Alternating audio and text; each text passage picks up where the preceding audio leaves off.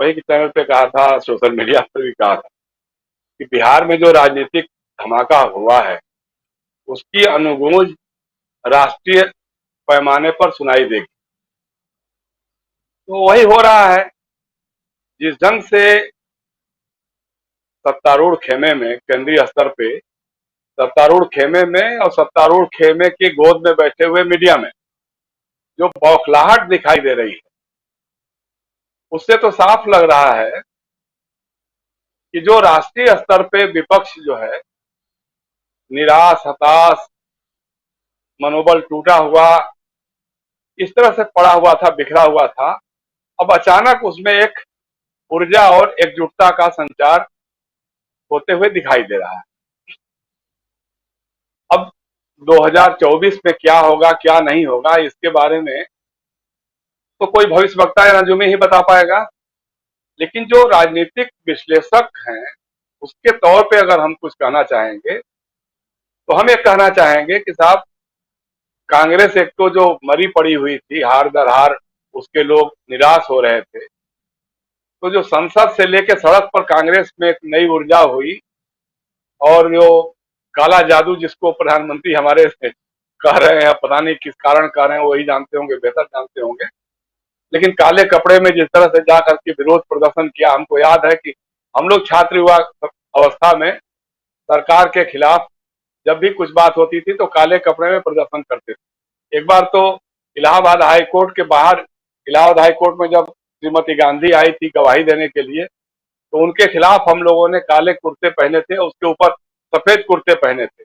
और जब वो निकलने को हुई तो हम लोगों ने उस समय उनके खिलाफ प्रदर्शन किए थे, काले कपड़े सफेद वाला उतार करके काले कपड़े में। गिरफ्तारी हुई थी, थाने में रहे, जेल में रहे, वो सब तो एक अलग किस्सा है। तो लेकिन कांग्रेस ने कम से कम विरोध की राजनीति को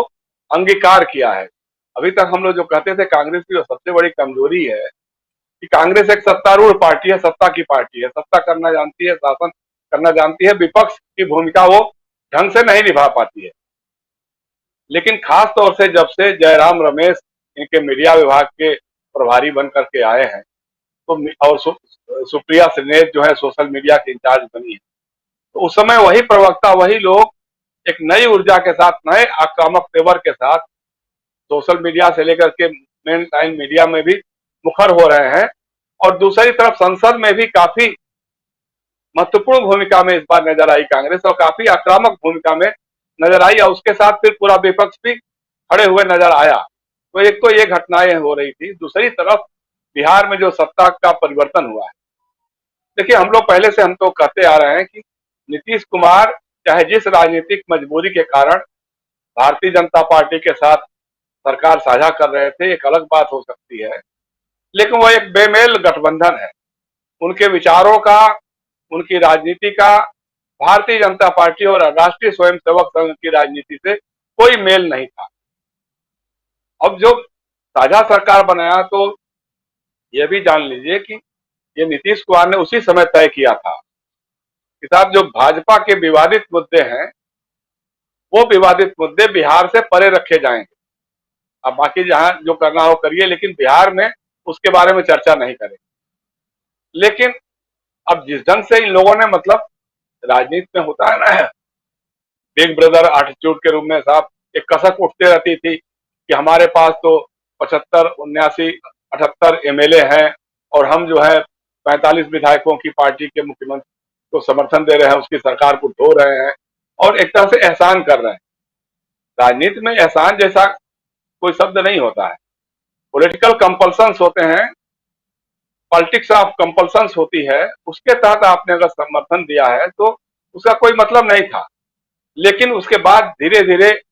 कॉमन सिविल कोड लागू करना है, जनसंख्या नियंत्रण कानून लागू बनाना है, तो साहब ये एनएससी को लागू करना है, बहुत जल्दी अब बिहार में भी शुरू हो जाएगा। और छुटभइये नेता जो है बीजेपी के, मतलब छुटभइये का मतलब कि राज्य सरकार के मंत्री से लेकर विधायक और कई बार सांसद और केंद्र सरकार में बैठे हुए मंत्री भी इस तरह के बयानबाजी करते रहते थे। तो साफ लग रहा था कि बहुत लंबा ये मामला चलने वाला नहीं है। दूसरा यह है कि देखिए नीतीश कुमार की राजनीति में आप उनके ऊपर अवसरवादी होने का आरोप लगा सकते हैं, एक हद तक लग सकता है, हालांकि उसके अंदर की बातों में अगर जाइएगा डिटेल्स में तो वो आरोप भी बहुत ज्यादा ठहरेगा नहीं, लेकिन एक मिनट के लिए मान भी लेते हैं कि आप उनको अवसरवादी कर सकते हैं, लेकिन कभी सांप्रदायिकता से या परिवारवाद से कभी उनका अपना रहा नहीं। उनकी राजनीति में कभी ये दोनों चीजें नहीं रही। परिवार उनका है नहीं, बेटा है, बेटा राजनीति से बहुत ही दूर रहता है। करप्शन का कोई व्यक्तिगत रूप से उनके ऊपर आरोप नहीं लगा। अब आप देखिए कि मीडिया की बौखलाहट और बीजेपी वालों की बौखलाहट क्या है। एक जो उनके सबसे करीबी माने जाते थे भारतीय जनता पार्टी के, वो इसीलिए हाशिए पर डाल दिए गए, राज्यसभा में ला करके उनको पटक दिया गया, क्योंकि वो नीतीश कुमार के बहुत करीबी माने जाते थे। अब वो दावा कर रहे हैं बढ़ चढ़ करके कि साहब नीतीश कुमार तो उपराष्ट्रपति बनना चाहते थे और वो नहीं बन पाए, इसलिए वो नाराज हो गए, इसलिए वो छोड़ के चले गए। पर हास्यास्पद सी बात है, कभी ऐसी कोई बात थी नहीं, हम लोगों की भी जानकारी में ऐसा कभी कुछ बात ही नहीं थी। और उपराष्ट्रपति बनना क्या है भाई, जब जगदीप धनखड़ जैसे लोग बन सकते हैं उपराष्ट्रपति, तो नीतीश कुमार जैसे जो केंद्र सरकार में कई कई बार मंत्री रहे और बिहार में 7 बार से मुख्यमंत्री थे, 8वीं बार बने, उनके लिए उपराष्ट्रपति का मतलब क्या है। लेकिन ठीक है, वचनम किम दरिद्रताम, जो आपके बोलिए जवानी जमा खर्च से कुछ भी बोल सकते हैं। उसी तरह से आप देखिए कि जो मीडिया है, जो गोदी मीडिया है, 2 दिनों से बिहार में उसको कुपोषण नजर आ रहा है, उसको हत्याएं नजर आ रही हैं, उसको बलात्कार की घटनाएं नजर आ रही हैं, उसको अशिक्षा नजर आ रही है, उसको पिछड़ापन बिहार का दिखाई दे रहा है, उसको सारे जो आंकड़े दिखाई दे जा रहे हैं। जैसे लग रहा है कि नीतीश कुमार के पाला बदलते ही ये सारे आंकड़े अचानक प्रस्फुटित हो गए। इसके पहले बिहार में बहुत ही हरियाली थी, बहुत ही विकास के पायदान दिखाई दे रहे थे, बेरोजगारी नहीं थी। और आपने एकदम सही कहा राजीव जी कि हमारे मीडिया को ये बात तो नजर आती है कि साहब वो 17 लाख लोगों को या 10 लाख लोगों को रोजगार देने की बात तेजस्वी यादव ने कही थी, लेकिन प्रधानमंत्री नरेंद्र मोदी ने 2 करोड़ लोगों को रोजगार देने की बात कही, वो कभी इनके दिमाग में आता ही नहीं है। एक बार भी बिहार का मीडिया या केंद्र का मीडिया, राष्ट्रीय मीडिया एक बार भी सवाल नहीं पूछता है भाजपा के प्रवक्ताओं से कि हुजूर प्रधानमंत्री नरेंद्र मोदी ने आरा की सभा में, जनसभा में मखौल उड़ाते हुए कहा था कि हमसे पैकेज मांगा जाता है, विशेष पैकेज मांगा जाता है, कितना दे दूं, 50,000 करोड़ दे दूं, 75,000 करोड़ दे दूं, 1 लाख करोड़ दे दूं, 1.25 लाख करोड़ दे दूं, लो 1,75,000 करोड़ दे रहा हूं। जैसे लग रहा था कि उनकी जेब में सारे लाख करोड़ रुपए रखे हुए हैं और निकाल करके वो दे दें। आज तक उसमें से एक नया पैसा राजीव जी नहीं मिला।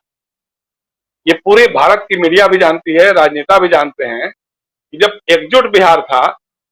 जब झारखंड का इलाका जो दक्षिण बिहार होता था वो भी बिहार में था, तो सारे कल कारखाने, सारी माइंस जो हैं वो सब साउथ बिहार में थी और बंटवारे के समय वो झारखंड में चली गई। और कब से वो नीतीश कुमार और उनकी पार्टी के लोग या लालू प्रसाद उनकी पार्टी के लोग मांग करते रहे हैं कि साहब बंटवारे के बाद तो बिहार में कुछ बचा ही नहीं, सिर्फ गरीबी, फटेहाली, बेकारी और कभी बाढ़ और कभी सुखाड़, यही बचा, इसके अलावा तो कोई बचा नहीं है। तो आप उसका हमको एक आर्थिक पैकेज या विशेष पैकेज हमको आपको देना चाहिए। तो वो मखौल उड़ाते हुए जो कहा प्रधानमंत्री ने, और जैसे लगा कि बस जेब से निकाल कर दे देंगे, एक बार भी कभी मीडिया पे चर्चा नहीं हुई कि साहब प्रधानमंत्री जैसे जिम्मेदार व्यक्ति, क्योंकि उस समय वो भाजपा के सिर्फ चुनाव प्रचारक नहीं थे, वो प्रधानमंत्री थे देश के, उन्होंने बिहार में जाके कहा था कि हम 2.25 करोड़ रुपए का पैकेज अनाउंस कर रहे हैं। वो पैकेज गया कहाँ, इसके बारे में कभी मीडिया ने नहीं पूछा होगा। तो ये सारी बातें हैं, लेकिन एक खलबली जो से मची हुई है, उस आपने अभी बता रहे थे ना कि किसी एक टीवी चैनल पे वो ओपिनियन पोल भी आ गया, 2 साल पहले ही ओपिनियन पोल आ गया कि साहब 2024 में कौन नेता कितने लोकप्रिय है। अरे भाई आज चुनाव कराओ ना, कहो कि हाँ आज अगर चुनाव होता है तो क्या होगा, अब उसके बारे में पता करो। लेकिन आज आप करेंगे 2024 के लिए ओपिनियन पोल कराएंगे, इससे मजाक क्या हो सकता है ज्यादा। और आप देख ही रहे हैं, मतलब मीडिया के लोग जब जा रहे हैं बिहार में तो उनका किस तरह से स्वागत वहां की जनता कर रही है, इससे थोड़ा बहुत रूबरू तो हम लोगों ने सोशल मीडिया पे हम लोग देख ही चुके हैं। तो ये सारी चीजें हैं। मुझे लगता है कि नीतीश कुमार जो बार बार एम्फसाइज कर रहे हैं कि भाई हम हाथ जोड़ के कहना चाहते हैं कि हम प्रधानमंत्री पद के दावेदार नहीं, राजनीति में हर कोई यही कहता है। लेकिन एक बात उन्होंने जो कही कि हम विपक्ष को एकजुट और सक्रिय करने में अपनी पूरी भूमिका निभाएं, मतलब राष्ट्रीय स्तर पर वो जरूर सक्रिय होंगे। और जिस ढंग से तेजस्वी को छूट मिल रही है, उससे ऐसा भी लगता है, हमको तो ऐसा आभास लगता है कि 1-1.5 साल के बाद नीतीश कुमार खुद ही राष्ट्रीय राजनीति में आ जाएंगे और पूरे देश भर में विपक्ष के लोगों की एक धुरी बनने की कोशिश करेंगे और सारे लोग एकजुट होकर के कांग्रेस के नेतृत्व में जो यूपीए बना है, यूपीए को और मजबूत करने में एक ताकत लगाएंगे। और मुझे नहीं लगता कि नीतीश कुमार पे कोई आरोप हल्ला बोल कुछ उस ढंग का भारतीय जनता पार्टी के लोग या उनके मीडिया के लोग कर पाएंगे। अभी बीच बीच में हो रहा है कि साहब ईडी पहुंचने वाला है, सीबीआई पहुंचने वाला है, वो सृजन घोटाले की बात है। तो सृजन घोटाले में तो सबसे बड़े जो जिसका नाम आया था वो लोग थे तो भाजपा के नेता हैं, सुशील मोदी जी हैं, गिरिराज जी हैं, शाहनवाज जी हैं, निशिकांत जी हैं, ये सारे लोग तो उसी में हैं। तो पहले इनके ऊपर निपट लेंगे तब ना फिर कहीं आगे बढ़ेंगे। और अगर दूसरा यह है कि अगर नीतीश कुमार के खिलाफ ऐसा कुछ ठोस सबूत इनके पास होता तो राजीव जी ये बखसने वाले नहीं लोग थे। ये जिस दिन ये खबर आने लग गई थी कि हाँ सरकार पलटने जा रही है, उसी दिन उनका फोन पहुंच जाता, उसी दिन ईडी उनके घर पहुंच जाता। इसलिए ऐसा कुछ है नहीं। और दूसरी बात है कि डरने वाले नहीं है। देखिए पुराने सोशलिस्ट लोग हैं जैसे तेजस्वी बार बार कहता है, तो उसमें लालू यादव का खून जो है दिखाई देता है कि समाजवादी कभी लड़ने भिड़ने से डरते नहीं है, जेल जाने से डरते नहीं है। अब जेल भेजो, बाप जो है जेल से लड़ रहा है ना, जेल में रहते हुए जेल से निकल करके भी लड़ रहा है, उसने सरेंडर नहीं किया, कभी सांप्रदायिकता के आगे उसने समर्पण नहीं किया। तो उसी का बेटा बोल रहा है, तो उसको हमको गंभीरता से लेना चाहिए। और मुझे लगता है कि राष्ट्रीय राजनीति में इसका एक सकारात्मक पक्ष उभर के आएगा और भाजपा निश्चित रूप से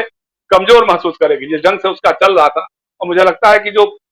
एजेंसियां हैं, चाहे वो एनआईए हो, चाहे वो सीबीआई हो, चाहे इनकम टैक्स हो, चाहे ये ईडी हो, इनके ऊपर भी एक दबदबा बनेगा कि लगता है भैया जिस तरह से बिहार में सत्ता परिवर्तन हो रहा है, कहीं ऐसा ना हो कि राष्ट्रीय स्तर पर कुछ हो जाए तो फिर हमारी तो लेने के देने पड़ जाएंगे। इसलिए उन पर भी एक अलग ढंग का एक मानसिक दबाव तो बनेगा। जी राजीव जी, अगले जी बिल्कुल बिल्कुल, बहुत सारी बातें आपने सबको समेटने की कोशिश की।